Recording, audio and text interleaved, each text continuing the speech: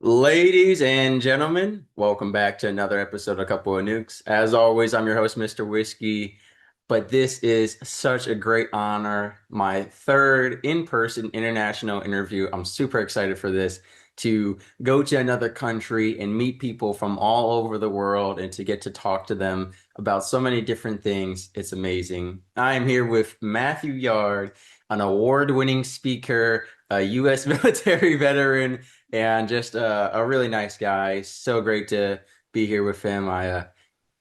We had some GPS mishaps and we had to run around outside before this, so pardon our Americanness, but great to be here, Mr. Yard. Like I said, I've met you a few times now and finally got you on camera, got you on the microphone. Mm, You know, no editing, no retakes. Say everything perfectly the first time. okay. Go ahead and introduce yourself.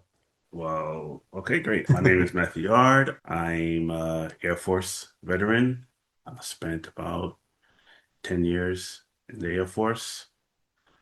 I'm married, uh, Happily. happily married, definitely. I have three daughters. I'm currently working for the federal government as a cybersecurity manager, and happy to be here. Course, and being a girl dad in Japan is probably the easiest place to be a girl dad. With all the kawaii stuff everywhere, it's pretty easy to keep your daughter happy and entertained. I mean, everything in Japan, not everything, but most things are designed to be cute and feminine. And, when it comes to buying backpack accessories, clothing, jewelry, all that stuff should be pretty easy, or you're still learning it all out. I would say yes, yes. In that aspect, the environment that we are living in currently, it does make it a bit easier to cater to their needs Right. as opposed to if I had a boy. But having a girl comes with its own challenges. Of course. And me being the only male presence in my family, my immediate family, it comes with some headaches that not many men can relate to. Right, right. And if I'm not mistaken, you have a teenage daughter, so that's that most turning point in life, as Yes, we've mentioned. And I yes. want to take a step back. I guess we're getting right into it. And I will say, between Godzilla, Gundam, Ultraman, it's great to be a guy here too. It's just great to be any kid here. There's so many things to buy and entertainment, but not only are you the only man, but I know I'll spoil it for everyone listening. You're in an interracial relationship with a very different culture than America. Hmm. And then when you talk about the male presence in your family, you have in your immediate family, is there Japanese male presence that is very different from maybe how, I don't want to say how you want to parent because, they shouldn't be parenting your kids, but is there an influence or tension there? So I guess you're talking about my in-laws. Yes, yes, yes. We don't use that word around. The trigger word. It might trigger some Right. people, but yeah, the in-laws. I would say no. Me and my wife, we have autonomy when it comes to Mm, how we raise our children. The relationship between my wife and her father is, I guess the best word you could think of is strained. right. There has been a lot of tension Mm, mm. between my wife, my father-in-law, and my brother-in-law. My brother-in-law, he's dealt with a lot of mental issues, Mm. quite frankly, probably because of the environment that he grew up in. And Right. and my wife, thankfully, she was able to come out of her childhood a lot more well adjusted than her sibling. But that doesn't take away from the fact that her father and her do not see eye to eye on many, many, many different things. And being away from the family for so long, because after college, she started working in Tokyo for 2 years. And then that's when I met her. And then after that, we left Japan and we've been away from Japan for the past, well, barring the last 3 years. We were away for Right. almost 13 years. Mm. So they do have conversations regularly over the phone and through video teleconferencing, Right. but his opinion does not come into play when Mm. Mm. how we take care of our children and how we do what we need to do to make sure that they're raised right. Right. And you talk about already strained relationship. Did her coming home with an American man play any role in further straining that? What have you found? Because I know Japan is kind of divided on that subject. There's Mm. plenty of people who say, "Hey, we're happy for you," and there's plenty of parents who are like, "No, just yeah, chill." You So know. so so at first, yes, it did cause some it was there was an issue with her deciding to marry me because he didn't meet me until we decided to get married. And But it wasn't after. It was kind of like when the announcement was made. yeah, Okay. yeah.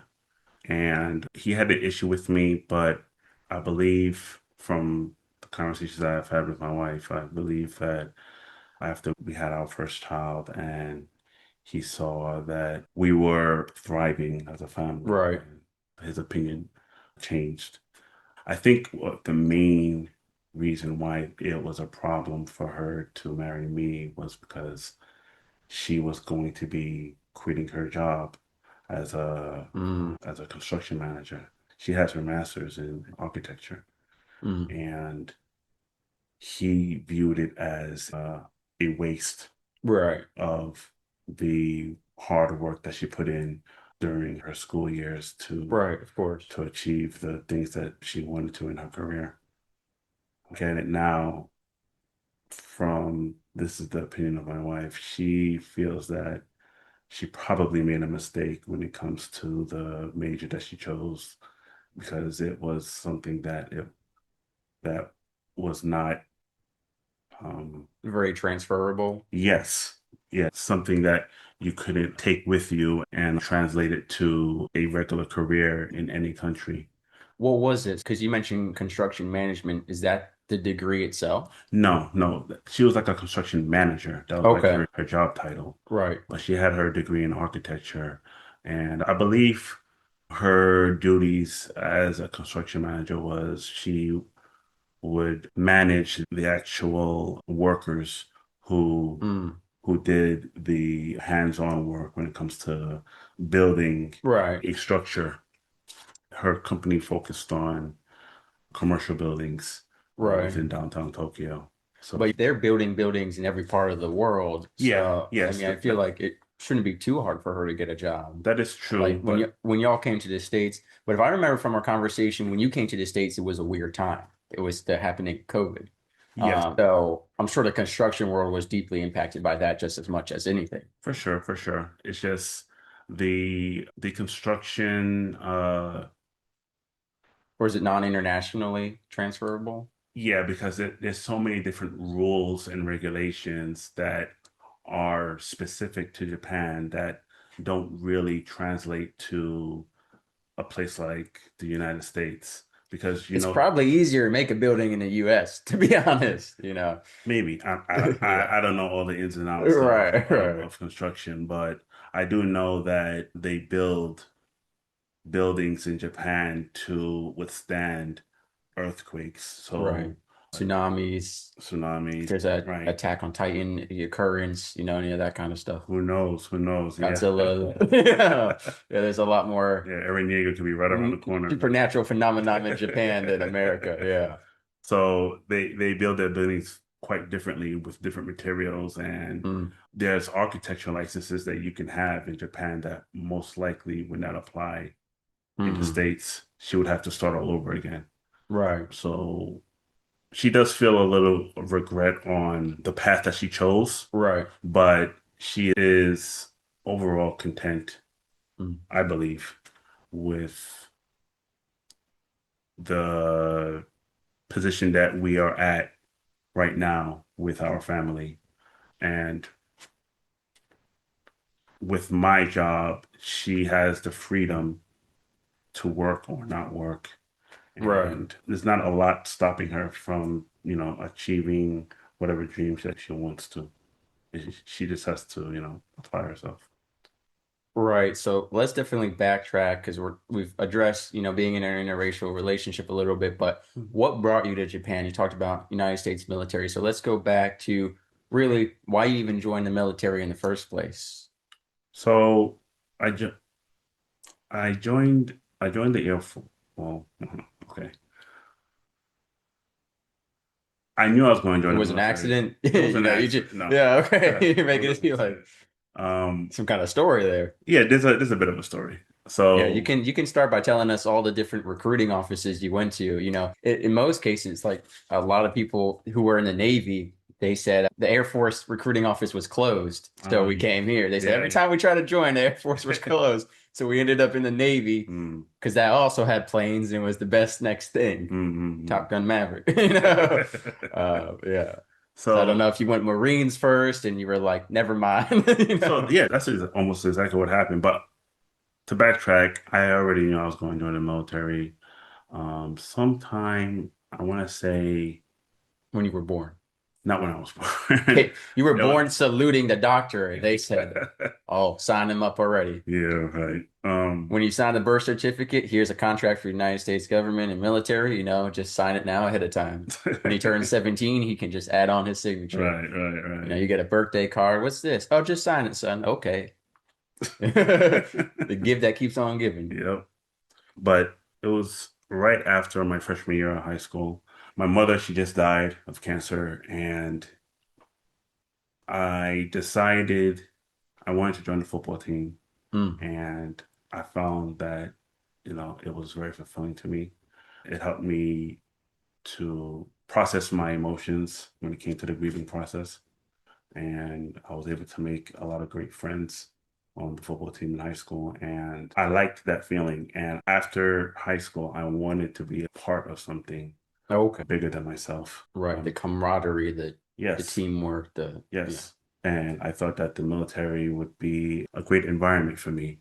I also, after doing a lot of research, I also wanted to have a great avenue to build my job skills. I felt that the college atmosphere, when I thought about college, I thought about Animal House and I thought about all the different college movies I've seen, and Right, that right. that didn't appeal to me.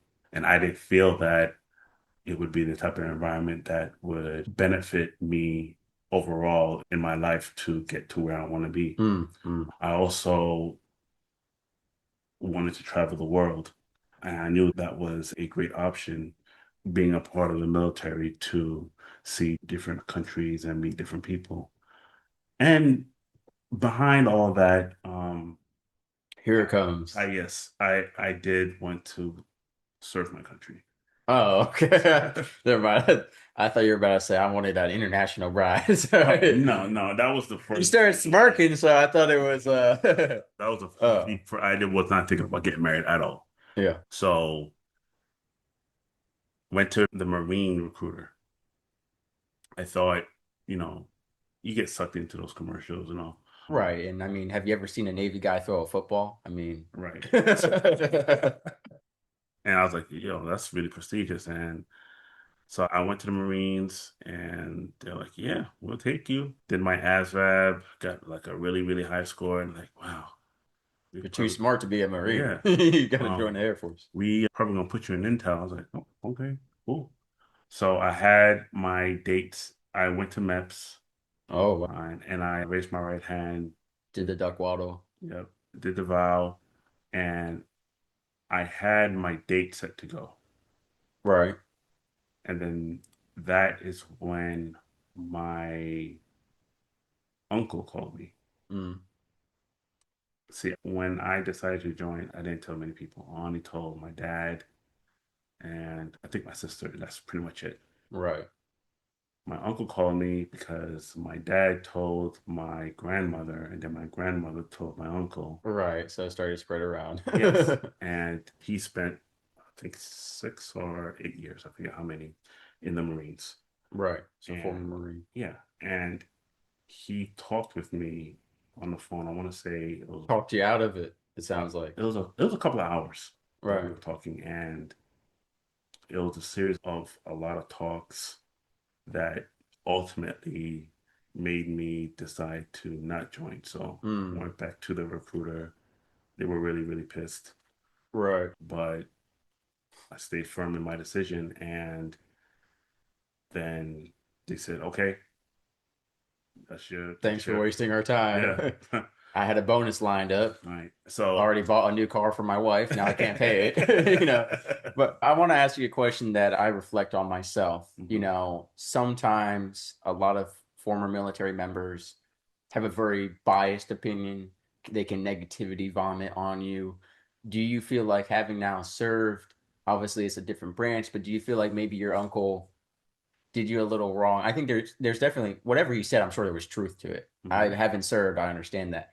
But I do think sometimes we can be a little very negatively biased and forget Mhm. that everyone's experience in the military has different potential and opportunities, Yeah. especially generationally. So do you feel like have you ever reflected back on it and been like, wow, my uncle was kind of exaggerating a little bit, or do you Uh, feel like no, he saved me. I'm glad I didn't go Marines or 100% I'm glad in going to the Marines okay. because fast forwarding a little bit, well, a lot of it, we You've worked after with them? I've worked with the Marines. Okay. My job before I started working here in Yokosuka was I was working at a base called Marine Corps Air Station Iwakuni, and I was Mm. working with the Marines, and I was So you working saw. directly with one of the young, yeah, what was right, some sergeants, and listening to him and all the things that he has to go through, and It's like thinking verbatim what your uncle said. worse, worse. And I know that it was probably even worse back when I Right. was going to join up, which was like when did I joined? So 2003, no, 2004. I was going to join the Marines. So So still that time of tension in America and yeah, all the yeah. yeah. I probably would have ended up Not in in Japan. Iraq. Yeah, yeah. My first duty station was Turkey. But after I told them, I decided that I was going to join the Air Force on the advisement of my uncle. But the Marines, they had to since I did all my paperwork already to join, they had to transfer Oh my man. paperwork Yeah. to the Air Force. And since I decided I wasn't going to join with them, they took their sweet time. So Right, right, I of was stuck in course. limbo for about eight, 8 to 10 months. Wow. Oh, So they really took their time with that. yeah, yeah. And so all I did was just while I was living in New York, I was like a security guard working at different gaps all over Right, New right. York Well, and I'll just tell you. waiting. Yeah, that's and the Navy is the one that's official rank is petty officer, but it sounds like you had some petty officers. Yeah, yeah, Um, real petty. I totally get that. What's so interesting is I had a guy on my podcast once, Hmm. and I said, "Why did you join the Air Force?" He goes, "I did something very few people do. I went to a VA hospital and I just interviewed all the old vets sitting there. If you had to re-enlist as a different branch or the same branch, what would you do?" And he said 95% of people from Marines, Navy, Army all said, "Man, I would have joined the Air Force if I was going Hmm. back in, if I knew what I knew now." And so it's so funny that you say that so many people were like, hey, I'm going to go Air Force. I originally was going Air Force. I had the paperwork, filled out the day before I go to MEPS. Hmm. Recruiter called me about that job. Uh, we're not going to give you that billet. Hmm. You're not going to do photojournalism. We like your ASVAB score. We want you to be a crypto linguist. Hmm. Yeah, and we want to, teach you another language and you're going to translate stuff. You might spend 14 hours a day in a plane. Isn't that awesome? I'd never been in a plane in my life, Hmm. let alone 14 hours a day in a plane. That sounds terrible. I don't know why would you even say that as an incentive? Like, because my dad was trying to convince me Air Force. He goes, listen, I went to Air Force Base.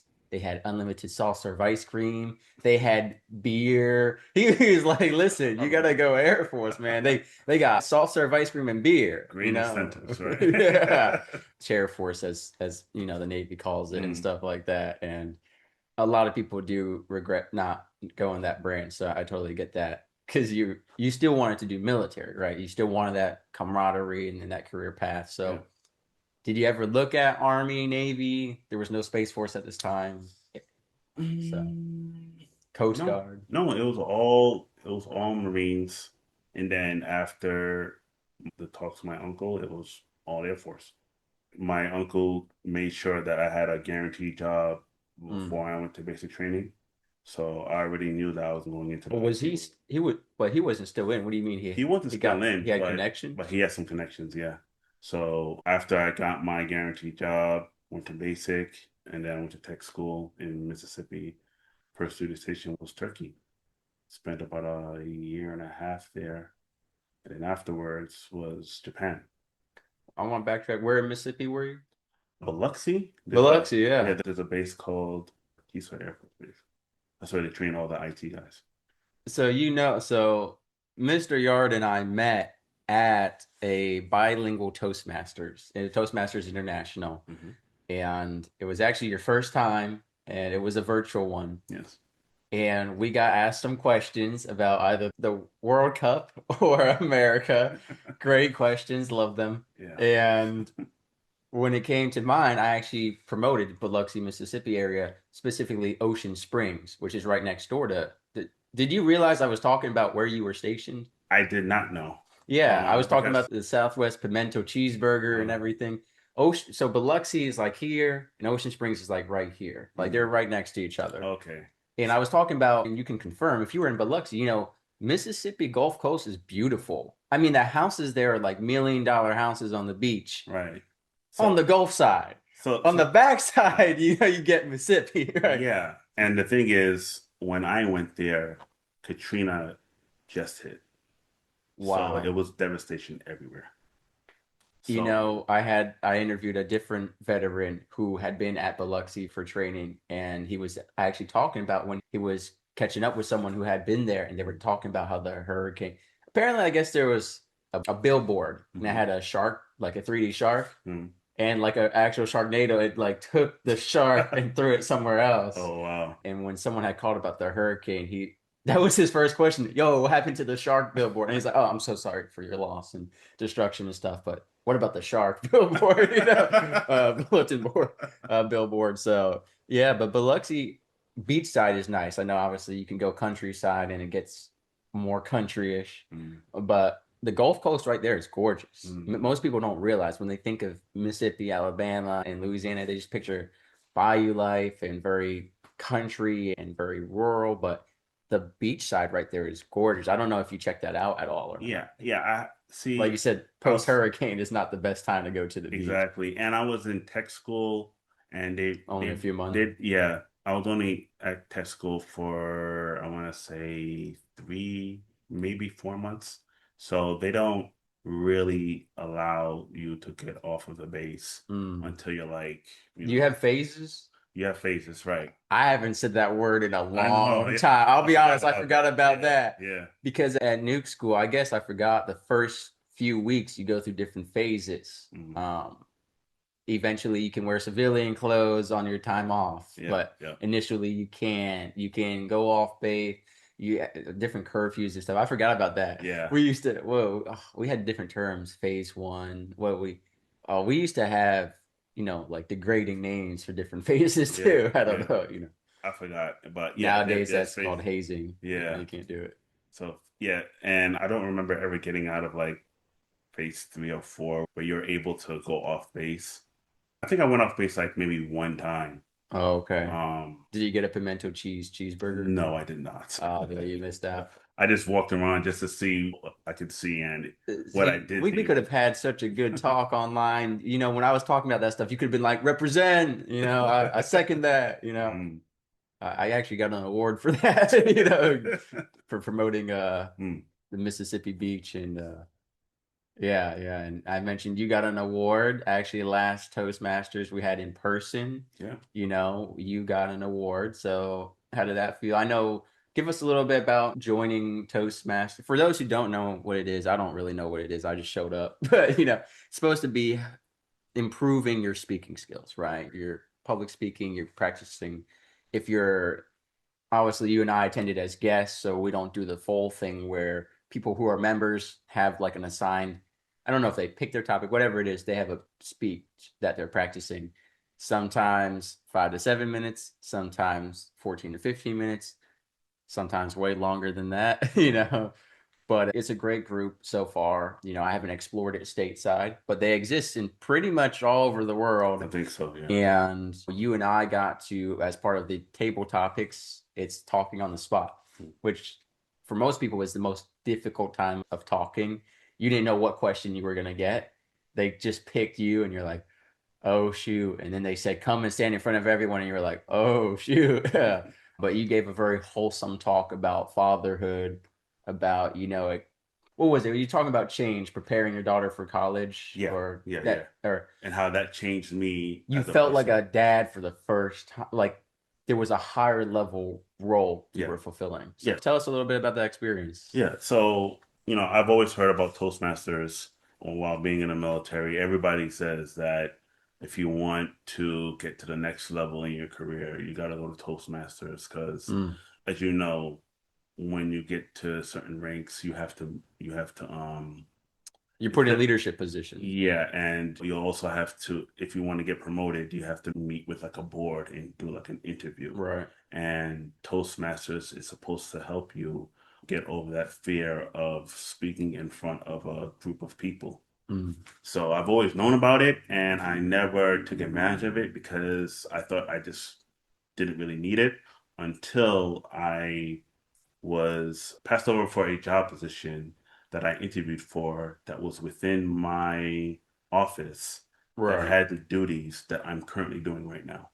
So after that happened, I knew that I need to make a change. And so this is when I decided, okay, let's see what the Toastmasters is all about. See if it can actually be a beneficial, if it could benefit me in getting my ideas across to another person when it comes to Right. interviewing. And I know that my ultimate goal is to get into a supervisory role and to get into a role that affects policy within the government. Mm. And I'm going to need to be able to properly articulate the ideas and the regulations and the policies that I'm Right. trying to put forth. So, For sure. And, I think a lot of people wait until that wake up call and until there's consequences rather than easy prevention. And it doesn't have to necessarily be Toastmasters. mhm, First of all, like we mentioned, there's virtual options. So if you're someone, and I think in general, a lot of military members, because of morale, because of schedule, they just don't explore off base. mhm. A lot of people said, hey, the MWR, you're familiar with the MWR? Yep. For those of you listening, basically it's, I don't know, it's like morale, welfare, and recreation, I think is what it stands hmm for. And essentially it's third party or sometimes it's veterans, sometimes it's civilians, depending on what base you're at, where they're planning trips where you can easily go out with other military members on an adventure, kayaking, electric bike rides, whatever it is. hmm And so many guys would say, that's stupid, that's this or that, or that's a waste of time. But I know a lot of sailors and soldiers who said, hey, actually, it was great. I don't know why we were knocking this. It got us off base. It was easy to do because the MWR took care of most of the paperwork or tickets or whatever. Hey, I just showed up, paid my amount, and went out with a group that I knew was safe. I wasn't going out by myself. And it wasn't just getting drunk and looking for women, which a lot of military guys waste so many great port calls just doing that. And a lot of people don't want to be involved in groups. I think about even where we are here in Yokosuka, people go to the Hanch, the drinking area, and that's it. I've gone to local places. You and I have checked out some local places. Like there's so much to explore and people waste it. And I think when it comes to speaking, even if you're not going to stay in the military, it's a great skill to have. It's something everyone should have. And one of the number one fears, I think, probably more than drowning in heights, is public speaking. It's one of the top rated fears. Yeah, And I think it's getting even worse with people being less social, especially with people being locked into their screens. for sure. And it's a lot easier to talk on Zoom or, any virtual platform than in person. But a lot of people are missing out on that in person stuff. And we'll get into technology and parenting later on Mhm. because that's probably a hard thing to navigate right now. I think we shouldn't wait till it's too late. You know, Mm. we should just be working on those skills. And it's not, it's affects your relationships too. I think being able, communication, and I'm sure you could agree, is number one thing in a relationship, not just romantic, but with your parents, with your coworkers. If you want to be able to set boundaries, you have to articulate it. You have to voice up. If you want to go over an issue, if you want good conflict resolution, so, you know, respect for you for stepping up into that next position. But I want everyone listening, you know, don't wait till it's too late. Don't Yeah. wait until that missed opportunity. You can prepare for it inexpensively. It doesn't take that much time. Whether you want to participate or not, you can still watch plenty of videos on better speaking, practice Yes. this at home. Maybe it's in the mirror to yourself, Yes. There's right? very resources out there. Oh yeah. Oh yeah. And like you don't want to be like Matthew's done at least 32 uhs and ums in this interview that I'm gonna edit out. Like I've been counting. There's a lot. You know, I mean he started the interview, he goes, yeah, so you know. But that was actually probably the biggest laugh you and I had was at Toastmasters, they have an counter. And they said, how many uhs and ums have you counted? And she goes, Yeah. I think what she didn't even realize you and I started Yeah. you it was completely silent and you could not help yourself. You had to laugh. And then It's so you ironic. gave people permission to laugh because they heard you laughing. They started laughing. It was like, how many us and numbers were there? You know, yeah. Through your experience so far, obviously you've been only to two meetings so far because it's, you know, the cadence. Mhm. Have you discovered anything about yourself? Has listening to the other people talk, and especially the evaluation of their talks, Mhm. given you reflection into paying more attention to us and ums or your grammar? Or have you thought about maybe I'm too condensed or I'm too long-winded or maybe I'm not being specific enough? Have obviously you've only been to two, so there's limited feedback, but has it kind of started to get you thinking about this stuff at all? Yeah, oh yeah, for sure. And I think that I haven't been calling them out, but I'm gonna call out yeah. that one. I think that I found myself a lot more comfortable to not have to use such big words to try to express what I'm trying to get out.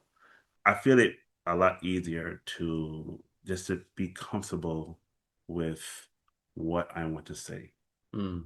and not get so in my mind about how what I'm saying sounds. Would you describe it as the value of the content over the presentation of it to a degree? Yes, yes, yes. I've always thought that this needs to look it needs to sound good. It needs to Right. sound right.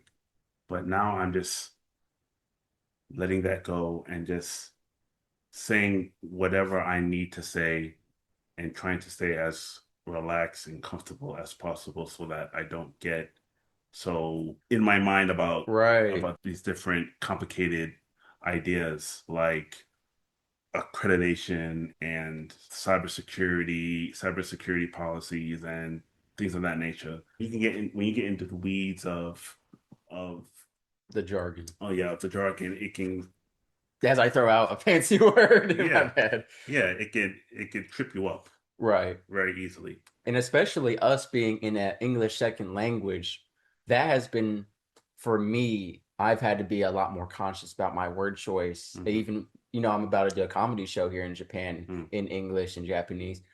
I've had to really think about my verbiage because I'm very well articulated. I use a lot of big words. And when you're using an audience whose vocabulary is limited because it's their second language, I've had to really think about, you know, would the average Japanese person know this word Mm. if you were studying English, right? Just like Japanese people don't use overly complicated words with me. They'll use the ones you hear more often. Because there's a lot of different ways to say stuff in Japanese, Oh yeah. but there's also, hey, here's what an American would likely know. Yeah. For you, what I've noticed, it's been 100% ratio every time we've met.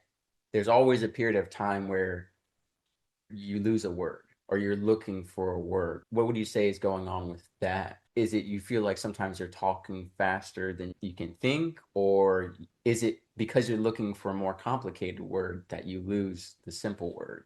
Yeah. I'm looking for the complicated word where I could just default to a much more simpler word and Right. it'll be fine. It might not sound as polished as Right. another person, but at least the person that you're talking to will know, okay, this is what he's trying to say. Right. And it sounds better than this because if you pause too long to look for the complicated word and can't find it, now it looks like you're an idiot who didn't even remember the simple word, you Exactly. know? Exactly. So I think we do get so caught up on trying to present it a certain way. And I think especially when you're first learning, yeah, I feel like the presentation is that next level Hmm. of okay, now I've really mastered, especially when it comes to speaking on the spot, I've really mastered what I'm presenting. Now let's get with this. In fact, I've talked to you about me speaking on stage. Sometimes when you're trying to memorize and be so strict to a script, Hmm. you end up searching for what you've lost and you're losing time on stage or losing the content. Yeah. You know, there's a element of free flow that has to be there. Hmm. Otherwise, when you're just copy pasting, you know, It's going to and sound robotic and it's not going to sound right. natural, like And your you're true more prone to self. panic if you Yeah. forget something. Hmm. And you're more likely to beat yourself up. You go home after the presentation and you're looking at your notes because that's the first thing those kinds of people are going to do. They're going to run home and be like, "Did I get everything? I missed something." And then they're going to completely ruin the experience they had Hmm. instead of saying, "Hey, it was great." Because guess what? Everyone on stage and or in the audience still thought it was a great, valuable talk. This is like when you're playing an instrument, right? If you miss a single note, for the most part, people aren't going to realize. But we, as a musician, we're so focused on that G or I don't read music anymore. So I used to write the letters under the notes. So I'm no expert, right? But we're gonna be that's all we're gonna think about. Yeah. Everyone else, meanwhile, encore, that was a great performance. Yeah. And what I mean to say is they're not gonna know you missed a piece of information from your script if you're reading from a script or notes. My biggest pet peeve is don't have notes or paper in front of you. You know, it's better to forget something than I've seen some people flipping through notes, scrambling to find what they were supposed to read on stage. To me, that is so much that is way worse than if you just forgot something and I didn't realize. Or maybe I was like, oh, I thought they were going to talk about this. I guess it's not in the program. Mm. I'm not going to default to what an idiot. They forgot to talk about that one subsection of Article A. Yeah. Like I think we put so much pressure on ourselves sometimes. Now, do you feel like so we talked about with communication, do you feel like it's going to be beneficial to you as a husband and a father? Do you ever feel like there are times in your relationship where you're trying to express an idea or communicate and you're just not able to do so properly? Or one thing about communication, especially when it comes to comedy, speaking on stage, is knowing your audience Hmm. and having, like I said, I have to change my vocabulary a certain way when I'm talking to certain people. Hmm. And you know, from the military, some people sometimes you just got to yell at them and other people need a more gentle education, right? There's Hmm. different learning styles, different communication styles. Hmm. So let's talk a little bit about that with fatherhood and husbandry. Communicating with my family, it comes with a lot of challenges. So with my wife, since English is her second language, she speaks English, in my opinion, fairly well. Right. But She was in America for what you said, 13 years no, no, no, no. The only time that she spent in America was when she was with me, and I was only 3 years in Ohio in COVID, right? during COVID, right? And But you she, were traveling in other countries then? when I was in the military with her, Right. we were only overseas. So Mm, after Turkey was Japan, and then that's where we got married. Then after Japan was Korea, mm. and we went You're over not there as learning well. much English over there. Yeah. And after Korea was Germany. Mm, And then we spent a lot of time in Germany. And then after Germany was the States for 3 years with mm. COVID. And then after that was back to Japan. So her English has really just been limited to you. Yes, yes. To me, and now to our first two daughters. And when it comes to communicating with her,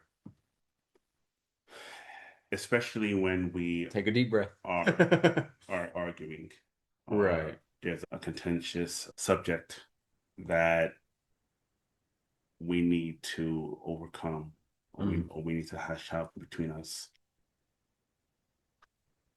I find it that her English skills they deteriorate. With emotion, yeah. Yes. when emotion gets involved. And A lot of people default to their first language, especially when they're getting emotional. yeah, Yeah. yeah.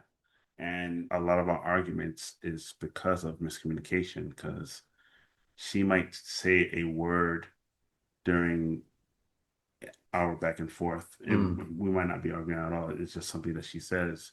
And then I interpret that a certain way when she actually meant that word to mean a different thing. And right. I would say when we first started, during the first maybe 5 years of our marriage, 90% or of our arguments was because of miscommunication. Mm, And it's gotten a lot better over the years because we know each other. And you know that communication is not just verbal.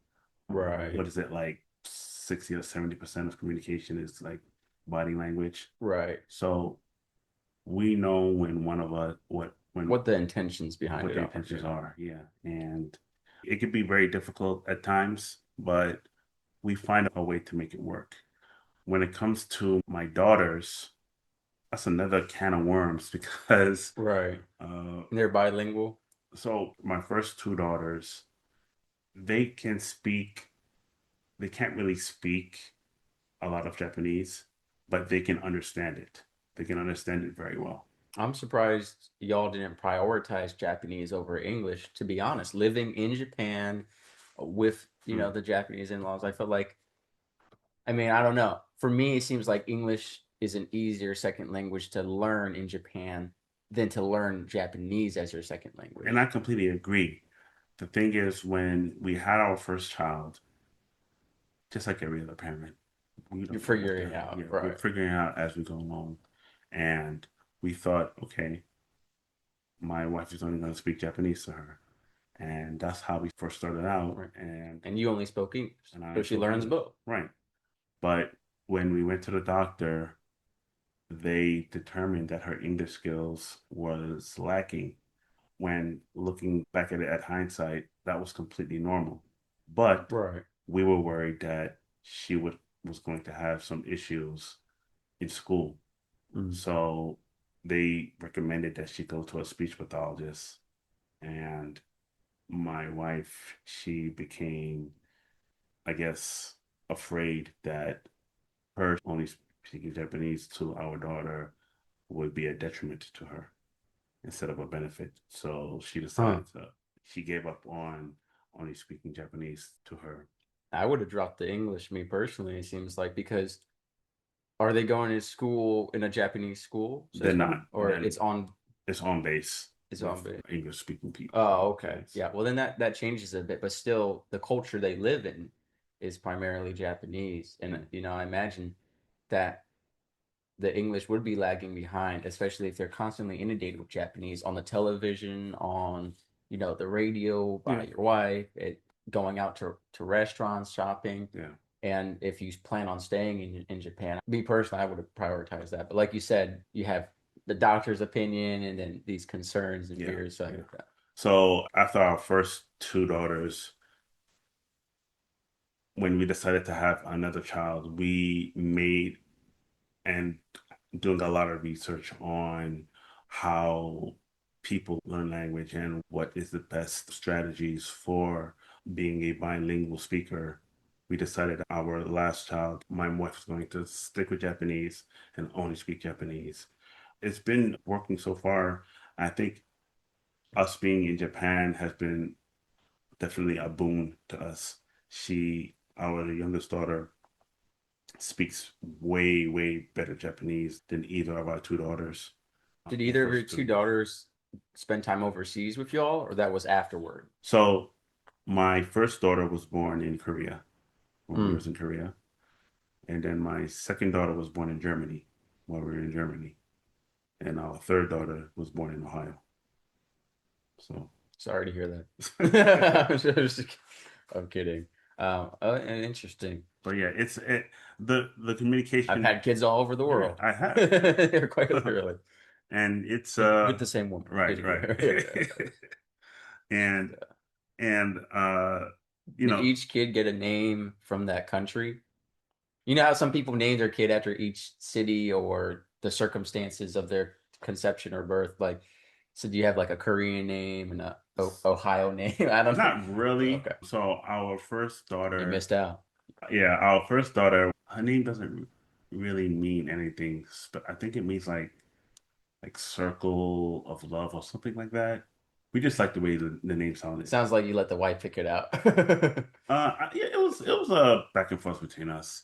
Our second daughter, we picked that name because the kanji for her name, Mm, it represents a certain flower. I think it's called the rapeseed flower okay. that grew all over the meadows of Germany. Hmm. And we thought, oh, that would be a pretty cool, So she did have a German themed name. sort of like that, yeah. But Oh, it's okay. still They're Japanese. all of my daughter's names, they're all Japanese. Yeah, So they know at least one Japanese word. right. Right, right, right. Yeah, that can definitely be a challenge. So one thing I want to address now, because I know you said that your daughters are going to an American school, essentially on base, On the right? base, yes. So it's mainly English speakers Yeah. or that kind of environment. So it's a little bit different than if they were going to school in Japan, obviously, in the context of the question I'm about to ask. Hmm. Having biracial children, how is that experience for them? I know your younger daughters are kind of young, but maybe your teenage daughter has spoken a little bit about when she's out and about. I mean, does she have Japanese friends? Are they only friends on base? Like, are they kind of living in a bubble? Kind of, yeah. Okay. Yeah, they don't have a lot of like any Japanese friends. Hmm. My middle daughter, she's 12. She doesn't have any she doesn't, she's a bit eccentric, so she doesn't have a lot of friends in general, but she only has friends from within the school system that she goes to. Right. Now it's going to be different for our youngest because right now she's 3, or she's about to be 4. She's going to Yonchen, which is like the pre-K Right. of Japan. Are you going to put And her in public school instead of on base? Is that kind of like the conversation happening right now? so it's a back and forth between me and my wife, and we're still deciding on what we want to do. Hmm. But ultimately, we want to transfer her from the Japanese school system to the American school system. Now, when that happens, we're not sure yet. We're thinking when she turns either 6, maybe 7, but we don't know that. We don't know because she's going to have to go to an American school eventually because I can't stay in Japan indefinitely. Right. I'm eventually going to have to leave, and I will be bringing my kids with me and my wife with So me. you want to try to prepare for that transition ahead of time so it's Yes, smoother for her. yes. So I guess my next question is a little hard to navigate because of the bubbleness Hmm. of their upbringing, but their sense of culture and identity. Hmm. How has that, have they expressed anything like, do they feel disconnected with their Japanese side, or do they just feel like, hey, I'm me. I don't care if I'm black or if I'm Asian or if I'm supposed to be Hmm. a mixed adult? Like, have they expressed any identity issues, so to speak, or cultural issues? So we've had a lot of philosophical conversations about Right. religion Mm. and culture and society and what it means to live as a functioning person in this era. Right. And, Do they you know, consider themselves Americans I would say, or uh, estranged? I would say yes.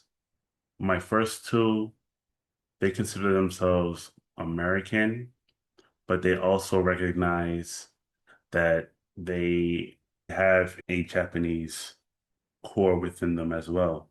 Right. And I think that they're proud to be both Japanese and American from the many conversations that we've had Right. together. When it comes to religion, me and my wife, we're not religious at all. And we didn't bring up our kids to follow any particular denomination.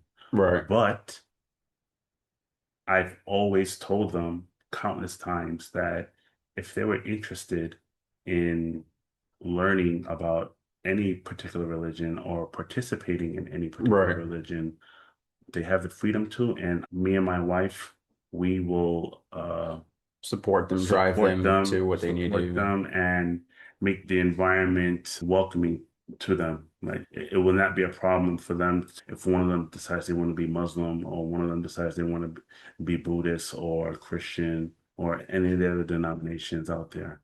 And so far, they haven't really, felt the need to say, "Hey, Dad, I really want to go to church and I really want to learn about Jesus Christ, or I really want to go to this temple." And Right. they're fine with, right now just living life as they Right. see it. My second child, I told you she's a bit eccentric, Right. but she's so intelligent. And right now she's When you getting say eccentric, do you mean like quirky, like strange interests, or just more unique personality? Like, what do you mean by very, eccentric? very, I would say she can be, Does the eccentricity come with a very outgoing personality or a very introverted personality? she's a bit introverted. Okay. And her social her, she she Like can her pick reading up. of social cues Yes, her reading is, on social cues yeah. can be a bit off sometimes. So she would make a great nuclear operator for the United States Navy Yeah. based on that. Yeah, no, that's what that means. So I guess, Yeah, I've told her that yeah, she probably could be a great engineer in the yeah. future, but she's like, no, I The can't do that. smarter you are, the stranger you are. That's what Yeah, I found historically. You can yeah. see that in society. I've lived through it as someone who went through the nuclear community. You meet some weird people. And Yeah. actually, along the lines of Japan and anime and nuclear operations, when I got to nuke school, went to one of the barracks, and they have a big sign. Please stop flushing anime figures down the drains. We've had to have several plumber calls to fix the piping. This is ridiculous. Stop. This is my first impression of Nuke School, mind you. This is like one of the first days I get there, and there's just this big anti-anime figure down the drain sign. And Nuke School has a lot of lore and mythology around it. And what I mean by that is you get there, you hear about these past events at Nuke School Hmm. that blow your mind, like a furry orgy in the woods. Like there was two guys dressed up as Spider-Man and Venom and fist fought on the volleyball court. Not like role play fighting, like they were actually like beating each other. And I'll tell you the story actually because it's funny. Chief is on the golf court because I don't know if it was this way in the Air Force, but in the Navy, the higher your rank, the heavier your weight. You know, Mm. it's like you got slightly bigger with each promotion cycle, Hmm. and Chief's on his golf cart and he's driving around and he just turns the corner and here's Venom and Spider-Man fist fighting on the court, just like punching the hell out of each other. So he comes over, beep, beep, beep, on his golf cart. He's like, "Hey, stop that." Venom like takes off the mask, throws his hands up. He's like, "No, no, don't shoot or anything. Like it's cool, it's cool." Spider-Man takes off sprinting. So now, Master Chief's excited. He's like, "Oh, we're going in top gear. I've been waiting for this moment." So he's speeding after him, and the barracks were made out of bricks. He goes, he couldn't believe it. Spider-Man just scaled up the side of the wall onto the roof and disappeared. He goes, "Man, actually, Spider-Man just crawled up the brick wall." He goes, "I was just flabbergasted. Never saw him." You know, That's crazy. there was a special rule book for Nuke School, and every base has their own rules, right? We had no LARPing Hmm. because people would have lightsaber duels. People would just do weird cosplay. And not that it was weird, it was just, why are you doing it on base? Yeah. What? And say it's like it's our time off, and this is where we live, where we're Mm. supposed to do it. Yeah. In the middle of the street at the Waffle House. Where am I supposed to do my LARPing? And we had another rule that you might find funny. Absolutely stop saluting the wildlife. Because every time a squirrel passed, Nukes would be like, "Morning, sir."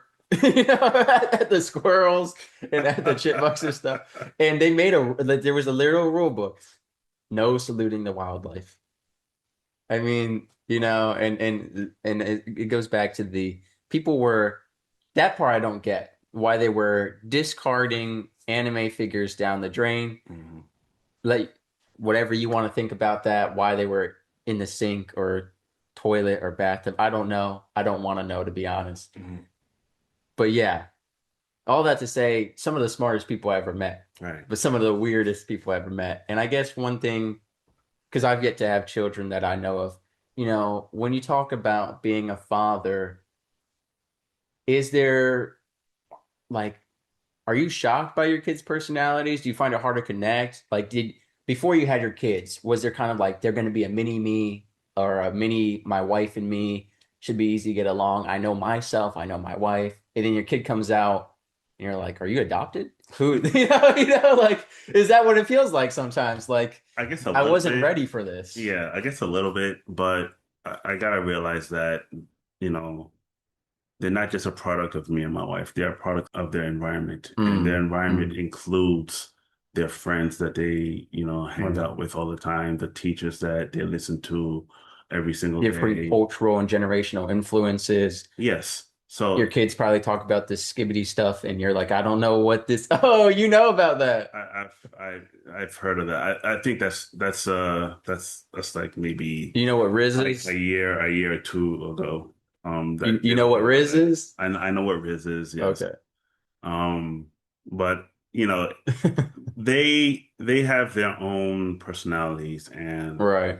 I think that's even more exciting because I would rather talk to I would rather have a relationship with somebody who's completely different and has a completely different outlook on life than somebody who thinks exactly like me Mm, and has the same type of thought patterns as me. right. And talking to my children on a daily basis, I get surprised and flabbergasted every single day on the things that come out of their mouths. And like for instance, with my middle child, she's getting into philosophy. She's getting really and she's Mm, reading all of these philosophy books. And I love that. I love that she's like, getting really in depth into mm. learning about Just intellectually divinity. curious. Yes, Yeah. yes. And I'm going to start listening to the podcast that she listens to just so I can get some insight into what interests her. Right. And And this because you is don't want your daughter to be smarter than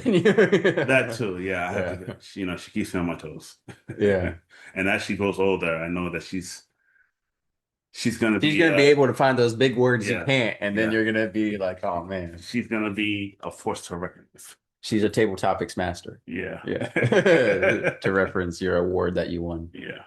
Yeah. I think that's awesome. But what have you done? Because it can be challenging. Mhm. What have you integrated into your father-daughter relationship to really help explore that bond? Whether that's some guys talk about dating your daughter, taking your daughter out once a month, or Mhm. maybe having time apart from her mom to just do father-daughter stuff. What does that kind of look like? When you say that, I only really spend alone time with my youngest. Mm, And I hate to say it, I don't spend enough alone time with my first two. And it kind of hurts me that I don't do that. And mm, now that you say it, when I have that, that alone time with them, yeah. it's just trying to find an activity that they would be willing to do with me and something that we can both enjoy and come to a common ground with because a lot of the times my daughters they would be completely happy just spending time in their room on their phone or Yeah. I've in the case of my middle daughter just reading a book or drawing and they value their alone time greatly. So but I now that you say that I definitely want to make an effort, especially with my oldest, she's going to be leaving us pretty soon, Right. to make that time, that one-on-one time with them, to connect with them so that they know that I'm there for them and that they can come to me for any issues and that, Mm. they could talk to me about any subject that they feel, comfortable talking to me about. Do So, you feel like a lot of parents and a lot of children don't realize that their parents love them so much more than they maybe express or than the kids realize. I think nowadays, with everybody, stuck on their screens, that expression of love Mm, is sorely lacking yeah, in a lot of families. yeah, But I try to tell my kids and my wife every single day that I love them. And, it's, I guess it sounds cheesy yeah. coming from me. You say it in Japanese and English. No, I'm gonna start saying it in Japanese too, yeah. Yeah, Just to make my wife, yeah. just to make my wife feel. Because every time I say I love you to my wife, she's like, what are you saying I love you? Yeah. Well, it sounds like your wife is very unique in the sense that there seems like there's a lot of Americanization there or a lot of Um, overseas time. yeah, I feel like, at least from what we've been discussing, there's not a lot of traditional Japanese cultureness there, or there like, I would say so. Yeah. And I think that us spending so much time in different overseas locations mm, apart from Japan and the States, it has given us a unique dynamic within our family where we are highly adaptable to any situation and any location that we are mm, in. And my wife, she has a desire to venture forth from her home country because of all the experiences that she got yeah. to go through while being married to me. And I think that's a great thing. Maybe she has some regrets not, living the majority of her life in Japan, but, you know, There's always those what if conversations. yeah, On the yeah, same time, she could have lived in Japan and say, man, I never left this country, yeah. So I think there's always that two-sided perspective. Hmm. Now, we've spent a lot of time talking about family. I want to go back to one thing. You talked about joining the military, looking for that camaraderie, that community, that kind of feeling. Did you find that? Because a lot of people project that in the military. But the Hmm. truth is, you can go into the military and still be an outcast. You Hmm. can find not the community you thought it was. There can be different. I've been in plenty of chains of commands that had cliques, Hmm. different groups of people. Yeah. I'll tell you what, when I was a good Navy sailor, people hated me. When I was a scumbag, people hated me. You can never win. There's always people who don't like you. What did you find? What was your experience overall? I think I did find some camaraderie, especially in my first duty station in Turkey. I was at a base called Incirlik Air Base in Adana, Turkey, where the famous Adana kebab comes from. I don't know. I'm not familiar. Oh, it's like Yeah. Is it's, it it's a Turkish dish that has it's like two like pieces of pita bread, like a okay? sandwich, and like inside is like a bunch of vegetables and lamb meat that they scrape off of a big So where's the Turkish spoon. kebab part? So that I know when you hear A kebab, kebab you usually think is like skewered a stick. skewer Yeah. with a bunch of meat on it, but no. The Adana kebab is it was originally Like a sandwich. like a Is it like a sandwich. stuffed bread almost? Yeah, yeah, like that. Oh, okay. Yeah, and there's like a bunch of great tasting meat and Okay. vegetables and stuff like Sounds like you've had one more than once. quite often, quite often. But yeah, in Turkey, the air base is a very small base compared Mm, to many bases, and almost everybody knows everybody. mm. So when it comes to hanging out and spending your free time with people, many people just they spend their time all in the same location. So Okay. they might go to one or two clubs off the base, or they all might, most of the majority of people might go to the enlisted club on the base. When I was there, I was in a dorm and there was a few people that was within my squadron. I don't know what they call them in the Navy, but it's basically a group of military members. Right. Usually it's about 50 to 100. and you have a commander, and Right. we're all working towards one particular aspect of the mission. So I was part of the communication squadron, and most of us was all in living in the same dorm building, and there was a few guys who were older than me who taught me a lot about, just being in the military and how to be like a functioning young man. Right. And I would not, I probably would have gotten kicked out of the military much earlier than I did if I didn't have that really Good mentorship up good, front. yeah. And I think that's really important because a lot of young men are lacking mentorship in the military. Mm, A lot of them get influenced by a lot of times the mentors that found people were the guys on their way out who mm, hated their life or hated the military or, their whole culture was just drinking and partying and who cares and what can we get away with. I think leadership really makes or breaks a chain of command, but so does the mentorship. mm, And every military has different programs.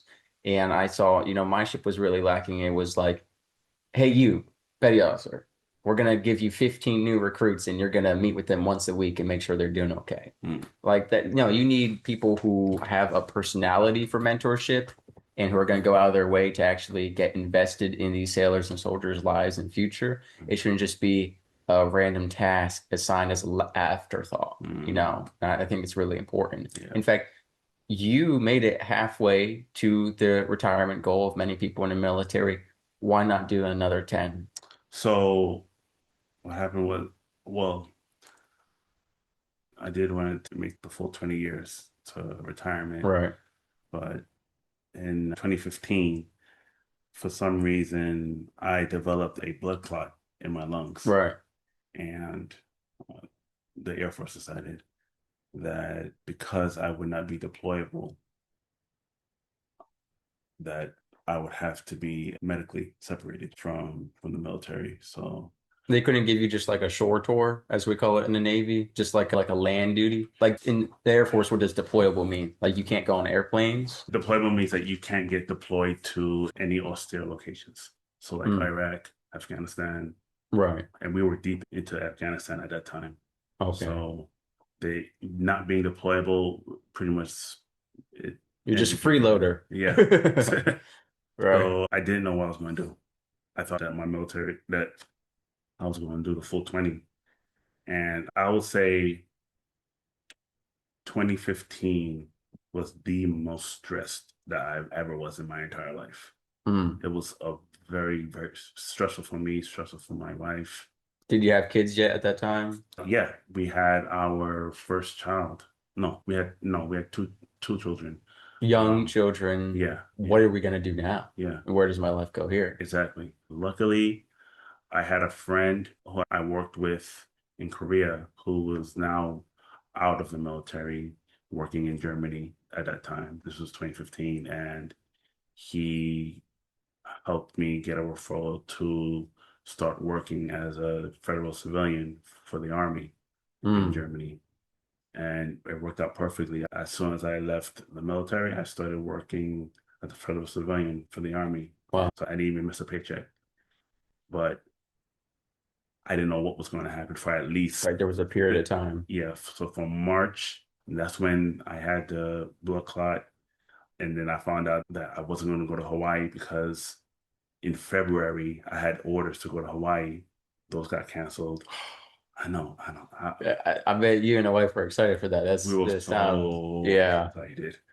And that got canceled. And then I Yeah. found out I have to leave the military. So for like, I want to say at least 5 months, we were just really stressed. And Right. thankfully, there was a light at the end of that long, long tunnel. And it ended up bringing you back to Japan. Yeah, yeah, So, I mean, it all worked out for sure. yep.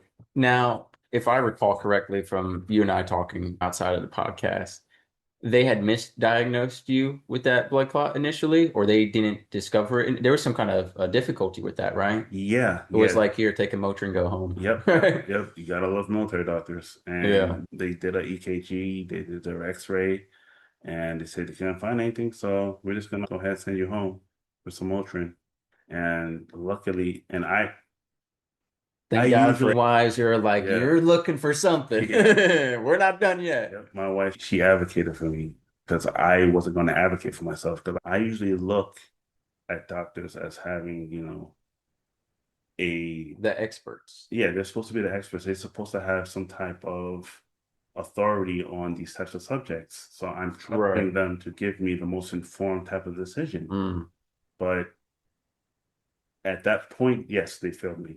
And my wife, she forced them to do more testing. Yeah. And begrudgingly, they did a CAT scan or Yeah. MRI, MRI or CAT one of scan or those. something. Yeah. And that's where they found the blood clots. Yeah. They So could that have killed you, realistically. potentially, yes, because Yeah. that is one of the symptoms of having a blood clot. You can end up just dying, and then they find out in the autopsy. Yeah. So, That's a telling symptom if yeah. yeah. So, yeah, after that, they put me on anticoagulants and it cleared it up. But yeah, I wasn't deployable because after you get a blood clot, the chances of it happening again rises exponentially. Especially if you're in Afghanistan Yes. and being shot at. Yeah. Yeah. Yeah, I think the it's more chances about of the heat and like the stress on your respiratory system. right. And the stress of being shot at in Afghanistan is pretty stressful condition. Definitely gets your respiratory going. Yeah, well, Yeah. I did deploy to Afghanistan. Well, but I did deploy to Afghanistan before this happened, and Were you combat deployed or intel side I was still doing my job as in IT in Bagram Air Force Base, but we did have a lot of indirect fire at the base? alarms. Yeah, so it was pretty scary. And were you seeing people come and go, some of them not return? There was one person who they were able to they like to do convoy duties Mm. to transport equipment Point A to from point B. point A point B, Yeah. yeah. And they ended up I never saw they didn't die, but they did end up getting severely injured where Mm. they had to go back to Germany. Being in that environment, did it shape or change your mindset around anything? Obviously, it's different than being fully combat deployed, but being in that environment, did it change anything on global perspective or just life or anything like that, military? I did find that I had a much greater appreciation for Mm. my life, and I found it my life to be a lot more precious than, you know, I thought it was. Like I felt that, I was invincible, or I felt that I could just, do whatever I need to do and there wouldn't be any consequences and I could just go through life with a cavalier attitude. But, after those things happened, I thought about my wife and Right. at that time, my firstborn, Mm. and potentially not being able to go back to them. It opened my eyes to what truly mattered in my life. Mm. Mm. Yeah. So we've talked about family dynamics, interracial dynamics, military dynamics. What is the most important lesson you would say you've learned through all of this? It doesn't have to be related to any of those topics, but really just the biggest life lesson so far. Obviously, you're still learning and growing every day as we do, Yeah. but what has this all these years of experiences kind of what is like the main takeaway? Just Eat more kebabs? no, I would say never take anything for granted Mm, because anything can happen to you at any point in time that can derail whatever plans that you've had in your right. life. And you really have to be thankful of where you're at in your life and to cherish the people around you and the position that you are in your life. Cherish your health because health is so important. Don't treat your health as something that's, you know, a given. afterthought, Yeah, or that you're always going to be healthy because you're going to get older. You and things are going to start to break down. yeah, And if you were, partying for your entire 20s, and it's going to catch up with you no right. matter what. Time is the time will not be defeated. Yeah. So, Not only that, but even you as a young, healthy man suddenly getting a blood clot, yeah, sometimes stuff just happens. And I think along the lines of you're talking about not taking stuff for granted. I want to relate this back to why you got into speaking, right? When you take stuff for granted, you get too comfortable, right? We talked about the wake up call of, hey, I didn't perform at the level I thought I could. yeah, And now I'm missing out on opportunities that I should have had. You took for granted, right? That you get comfortable. yeah, And that's why I'm saying we should always be learning and growing and grateful because that keeps us prepared and available for more opportunities. yes, yes. And we never want to be in a situation where, oh, now we appreciate it because we lost it, Mhm. and we see that in breakups, we see that in housing situations, family dynamics, whatever it may be, travel opportunities. I've interviewed veterans who, like I mentioned, went to port calls, wasted them. There are people who wish they could travel, who can't afford it or never get those opportunities, like you said. And so I think it's really important. And I want to thank you for taking the time to podcast, in-person podcast on this really hot day. Yes. Should have put the AC on, it's hot out, but thank you for making it out this way. And Thank you for having me.